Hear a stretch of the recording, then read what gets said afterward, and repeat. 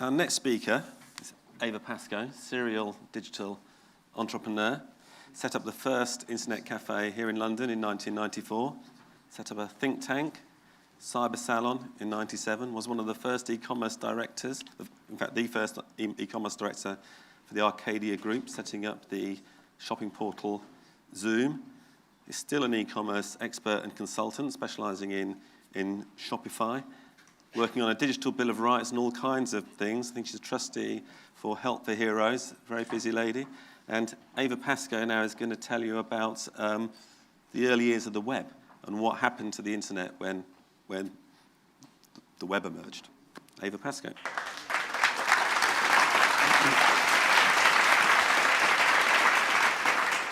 Hello, everybody. It's so really lovely to be here. So many familiar faces.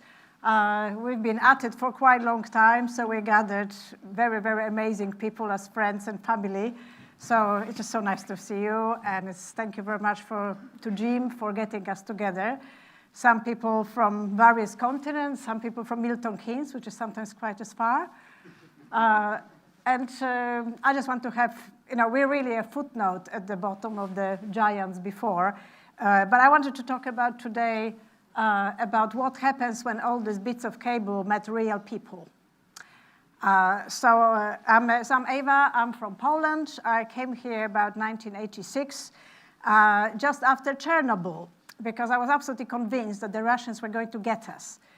And they were going to get us because they couldn't deal with interfaces. So I had this mission to improve the world and save the world from bad interfaces. Because as we discovered, Chernobyl issue was a human error. And we thought we can solve it. So I got myself into Birkbeck College, to study human-computer interfaces and save the world. And then I discovered, actually, that it wasn't really that possible at that time, because everything was text-based technology and really difficult. But I was very lucky, because Birkbeck was next door to UCL, and there's many of you today from UCL, and we were able to steal all the best professors and actually learn quite a lot really quickly. So I started doing this PhD in human-computer interfaces for nuclear power stations, which was kind of not really happening, because I realized that it was really a career graveyard. Nobody was bringing any new nuclear industry. It was like just complete dead end. So I kept staring and thinking, like, it's not going to happen here. And I got myself so far, and I was going to sit somewhere in the cul-de-sac of science, developing things for the nuclear stations, and nobody was building. So I started looking around, what else could I do with this knowledge of interfaces? And then I landed on the internet. Obviously, being in Birkbeck, we had the best connection because we inherited the nodes from UCL, and I had, early Telnet, early FTP, early everything. So we were very familiar with the process. But what I noticed at some point is that people started doing emotional things online. So my colleagues who were doing PhDs, very bored. We were all very bored. At the end, it's a horrible process. For those of you who've done PhD, I can see some there. It's a very, very long and horrible process. So at the end of the day, we were just emailing anybody about anything. And some of us fell in love online with people who we never met, and there was definitely love in the air. And I kind of think, like, this is really interesting. How come that we actually can engage so deeply and so emotionally with people, a couple of universes away, who we haven't met? So at that point, I started thinking, okay, let's maybe bring that beautiful cyberspace and what we can do for the universities to the real people. So we sort of moved it from cyber street to high street. And I had a couple of ideas how to go about it. So I was Polish, and I had my family in Poland, and the only one way I could communicate with them was this. So this was the landline. My mother didn't even have a landline. She had to go to the neighbors to call me. And we had the phone boxes, which were horribly expensive. So the whole business of being away from home, painful. So email was the solution, and if it was a solution for me, I knew it would be the solution for everybody else. So Cyberia was pretty much the answer to that. But it didn't come together easily, because it was the recession, 15% interest rates, 11% unemployment. Nobody would lend us any money, ever. So we basically did a run, friends and family, We had few side hustles before, and we just chucked this money at Cyberia. We really painted it ourselves. There's quite a few people who really I'm very grateful for, because that was built together on a shoestring out of nothing in about 6 weeks. But lo and behold, we opened on 9th of September 1994, equipped with Mosaic, FTP, and Telnet. And we thought we were just the shit. So we opened it up, and I had, as you could see from all these lovely maps from my wonderful predecessors, it was all kind of very maily scene there. And when I was making my way through the computer interfaces, I kind of felt like, is this just me here? Where is all the other women? Nobody. And it was a shock to me, because I was from Poland. All my maths teachers were women. All our programmers were women. That's what people did. Valentina Tereshkova was quite good on old tech. So I was quite shocked that it wasn't the case here. And I thought, let's fix it. It can't be that hard. So we opened that, and my little idea was to run Cyberia as a center for women and computing. So we wrote something on business plan. I got together a couple of wonderful partners. There was 4 of us co-founders. And we opened Cyberia, and it was all very well, except, on the first day, we had the queues 3 deep around the building, but they were all blokes. So that was a business plan that never really worked. But slowly, we started addressing it. But it was quite sort of boysy stuff. So, all the time what we were actually doing online was, falling in love and playing games and chatting shit, and it was all just kind of not really women environment, put it that way.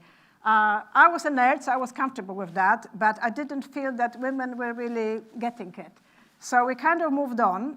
It was quite hard work, because something that Wendy Grossman, my sort of cyber sister, said to me, that in the early internet, people didn't come to the internet with their physical friends.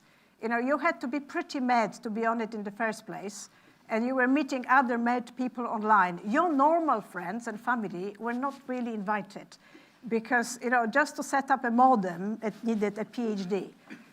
So the initial friends online were friends somewhere else. When we wanted to change it, we still like the sort of dystopian cyberpunky feel, but we wanted to change it. So our idea was to bring friends who are physical friends and do stuff together. So slowly, we started sort of filling in the whole building. So as you can see, we had Cyberia on the ground floor. On the first floor, I had my little office. Then on the second floor, we had EasyNet, who were our partners in crime. So it was the second internet provider in UK, which I will talk about later. And on the top floor, we had people like Cyberia Dating. We developed these pages for Cyberia Dating, very popular. Cyberia Jobs, except there were no any jobs online because nobody wanted to pay us. And we had also the idea of Cyberia recording, digital recording. So I think we practically invented Napster, except around 7 years too early. And also digital payment. We had digital cash. Again, two decades too early. So we probably were sitting on sort of like Bitcoin stuff, except, early. But the whole building was like a little co-working space with a party space upstairs. So on the roof, we had a party scene, and I was always shitting myself because people were drinking a lot, and it was the ravers' time. I don't even know what pills people were popping, but there was a lot of pills around. So I was always thinking, this roof terrace, which is going to get arrested. But the whole building was like a complete hub of creativity. If you went in, I don't know how many times per day I was accosted by someone that, I've got this great idea. If you only did this and that and added the internet, it would be amazing. Right. A lot of them were amazing, but it was just a bit early. But we slowly started succeeding with getting sort of less nerdy people in. And because it was I came from the internet scene where everybody understood everything. But obviously, a lot of people who came didn't really hack this, V-line editors for email. So I had this idea of putting everything in a U-shape structure so people could help each other. So it wasn't really great because a lot of people wanted to do their little private things, and they didn't want us to see what they were doing, if you get my gist. But we said, no, we're not doing that here. You can do it if you get your modem, if you're good enough to set up from home, you do these things at home. In Cyberia, we do nice things. But we put these computers next to each other so people could help each other, and once somebody got stuck on some installation on FTP or something, they could always, poke the neighbor and say, how do you do that? So we didn't have to provide help to everybody. We did have help. We called them cyber hosts. And they were mainly cyber hostesses because we were still cyber feminists. We were even called cyber harlots. So it was getting hardcore. And they were helping people how to do it. So, it was terribly stylish. A lot of people today, younger kids, are asking me, this Cyberia cafes, we have some in Lewisham. That's where poor people send money home. I said, no, it wasn't like that. You couldn't send money home because there wasn't nothing to send money over. But we also were terribly stylish. I mean, I have terrible taste, as you know. I even wear nerdy jackets. But my co-founder, Jene, had an amazing sister who actually was interior designer. And she designed our interior. I didn't even know we had interior, but we had interior. So she cut out this lovely little shapes and kind of encouraged people to huddle together and help each other with the very stylish metal chairs. It was all very metallic-y and dystopian, but it was really, really nice. So the early internet cafes were not dingy. They were very beautiful. But they still had a lot of boys around, and they were always very welcome, but we wanted girls. So I set up quite quickly a bunch of training courses for women. So this was in Cyberia, because we discovered we had a basement, we had a cave, and that cave was converted into kind of more jazzy scene. And all these girls on the picture, although you can't see the faces, but they all went to have amazing internet careers, and I'm terribly proud of them. But this was my kind of early cyber harlots crew. So we taught women how to use internet, and it was quite interesting because the web gave us pictures. Every day today, everybody takes lots of pictures as you go through the day. Imagine that was not possible. You could not take a picture of anything because there were barely any digital cameras. That's the reason why we'd hardly have any pictures from those times, because digital camera was like, I knew someone who had a digital camera. People had no way of taking pictures in any obvious way. So we thought, okay, we start from photography, and we started off trying to teach women how to create beautiful pages. So Louvre came online, and it really saved me, because Louvre has put kind of like open license a lot of pictures that we could use for training and for the setting up own pages. So we realized that women really wanted to do visual stuff, and the web was just about getting there. It was still very slow if you build your own page with lots of pictures like for the internet, but there were pictures. So our contribution to the visual was to let people build their own dating pages, their own gallery pages, and basically making it look like something. We were also terribly global, and this is because I got fed up with everybody constantly asking, so what's the time in New York? Can I send this email? Will they see it? Forgetting the email was asynchronous anyway, but eventually we just put these clocks on, and we were very proud of them. Now you see the clocks everywhere, but they were actually very useful because people were just learning how to operate in the multi-time zone. That was quite early time. And then eventually these clocks, you now see them everywhere, but I think we were the first to have them. And then it kind of got bigger as the net has been developing. We got this award with Jeanette here, my partner, for, I don't know, something or other. They didn't even know what we got it for, but I think it was coffee and computers. And that gave us a little bit of funding. So then we moved on to places like Cyber Centre. We set up Cyberia and Centre Pompidou. We were the first British company ever, and I think the last one that Centre Pompidou invited. And they were a bit confused because I was Polish, my partner was South African, our architect was German, and it was all in Centre Pompidou, which is as French as it gets. So, but it was really, really interesting. One day I remember some guy rushed into Cyberia with accordion and blood pouring out of him. I said, have you got email? Have you got email? So yes. And he was on strike, as the French are usually on strike. And having accordion and a bit of blood dripping is just what people do. So we were cleaning him up, and he was sending these reports on email from this very cyber cafe. And then I realized it's just normal. That's what the French do. It's fine. Then we moved on to Bangkok, which was a very swishy place in Sukhumvit, where I learned another thing. Thai community didn't really like individual computing, so they all came in bunches, so it was like 5 or 6. And we had to develop this way of hanging the computers from the ceiling and being able to move them around as everybody contributed a little bit to that email. So they kind of moved in groups, so we had to do the Cyberia solutions in groups.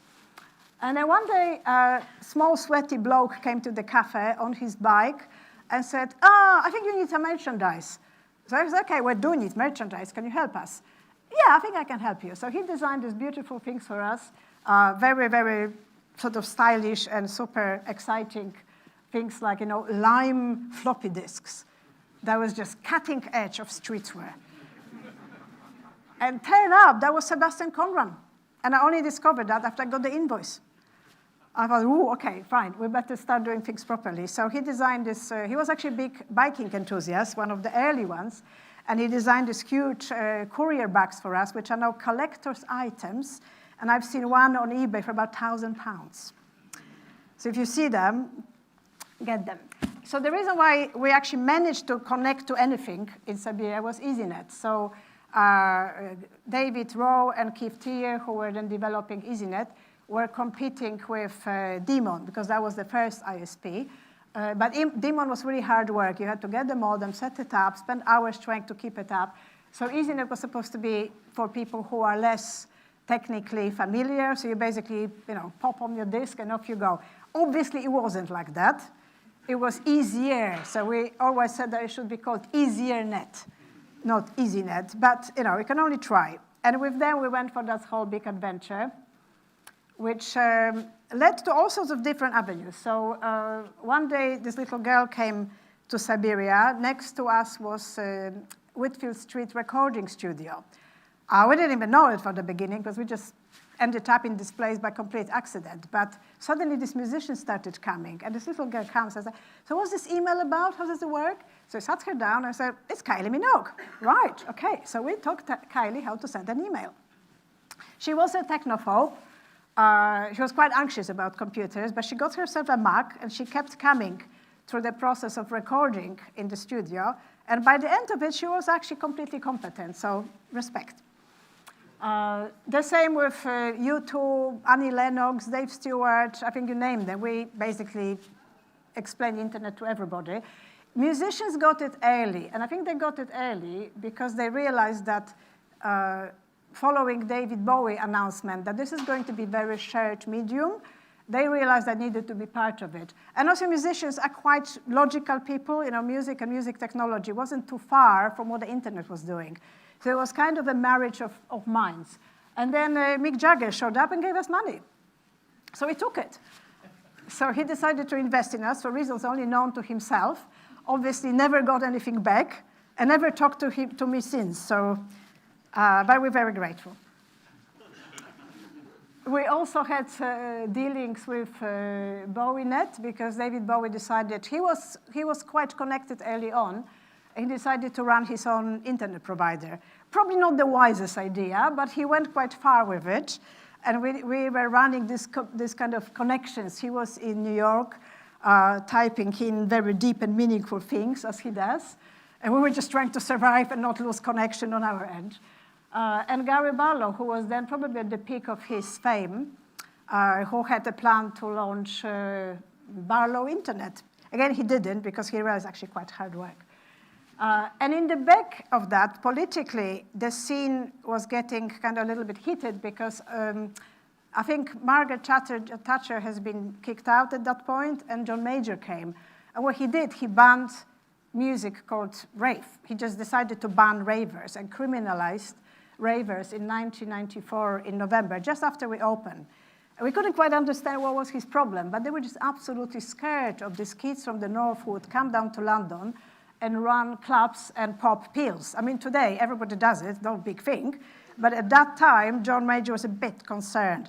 So we decided to help them out and help them to organize these raves and put ISDN to various places like Megatripolis or Heaven. Sometimes it didn't really work as well as we intended. So one day, my girls were sent on expedition to provide ISDN to one of these clubs.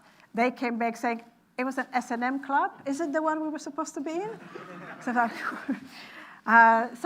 there were adventures, but that was kind of the background. So politically, it was quite cyberpunky and anti-authoritarian, not because we were particularly anti-authoritarian, but the environment was authoritarian and we need to take a stand.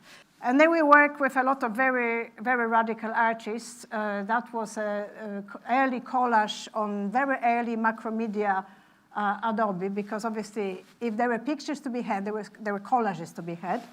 And Hannah Gall, who was artist in residence at Adobe, one of the first sort of real driver of Adobe tools, she was an Israeli soldier. So when she was not doing her Adobe pioneering, she was cleaning the rifle and practicing the sharp shooting. So when you got to her house, you never knew what you were going to find there. So that was the kind of people we were working with. We also had very good connections with the Russians, with Russian artists, and that was a piece by Olya Lyanina about her boyfriend who came back from Afghan war, and it didn't go well. And that was the first interactive art piece, which is still online. You can see it. Olya now works in Frankfurt University and runs a very big archive of GeoCities, so it's definitely worth following her. But she was a really, truly explorative, interactive digital artist. But politically, we all thought that cyberspace will be independent. John Perry Barlow decided that this is going to be independent space, and we didn't want any government of it, and it was supposed to be a separate space for political space. At that time, it was possible, because as you remember this, on the internet, nobody knows you're a dog, and nobody did. You could advertise, but you had no idea who you were advertising for. So in some way, it was quite innocent space. There was no data, no personalization, nobody knew what was going on. You could get away with thinking that cyberspace will be independent. However, the party came to a rapid end on the innocence side, because Louis Montulli invented cookies. And cookies allowed people to do good things, like shop, because it basically keeps permanent state and can allow you to hold your basket. But it also very quickly became a privacy challenge. So that was the point where it became commercial. About 1997, cookies were everywhere. And for a reason only known to themselves, Internet Engineering Task Lot decided to accept third-party cookies. So if you have any problems with what's going on today, blame the engineers, because they knew what they were doing and they accepted it. So and then it happened really quickly. So as soon as the cookies were manageable and they delivered the shopping carts, Internet Bookshop was created. It was actually the first shop in UK that was functioning shop. And it very quickly was sold to W.H. Smith for 9 million. And then business decided, okay, this is an interesting space. But we decided that this space was getting dangerous. And at that point, Jim and people from Hypermedia Research Centre and Cyberia got together and started forming kind of lobbying group, not so much against third-party cookies, but for more regulations. And I felt a bit bad about it, because I was a big fan of John Perry Barlow, and the idea of having independent cyberspace was very attractive. But we realized that it's not going to be as easy as that. So we did a lot of work with Cyber Salon, basically bringing the digital education, but also linking up with Americans, thinkers about digital privacy, and ended up campaigning quite hard. I actually managed to get out of the office and campaign. Now I'm on the street every Saturday because of Brexit. But before we campaigned online, that's what one did. Well, now we started campaigning physically, and Tim Berners-Lee organized this web events where we were getting people to express their views about digital privacy, managed to get it to House of Commons with then Tom Watson, who was sponsoring it. And we were kind of on a good run with it. We even got John McDonnell to sign up for our Digital Bill of Rights, which, if it happened in 2015, would have stopped Cambridge Analytica. So, we were obviously not good enough to make it happen, but we were on the right track. But in parallel, I kind of got a little bit distracted into fashion, because I still couldn't get women online. We were having Cyberias everywhere. We opened places with Richard Branson in Rotterdam, with some famous chef in Tokyo. I mean, there was loads of these things, but they were still very male places. So at some point, I decided to waltz off and do fashion, and hooked up with Topshop. And they gave me money to create Zoom. So that was basically early ASOS. So we had a multimedia portal with a multi-fashion approach, and I got women. So we launched the Zoom internet provider. I even have a disk. Which was very beautiful, designed to attract women. I had the best illustrators on the case. We worked on it with EasyNet underneath, so underneath Zoom was EasyNet, but we packaged in the way that kind of really looked very women-friendly, and that I had to work with people from Daily Mail, but that's another issue.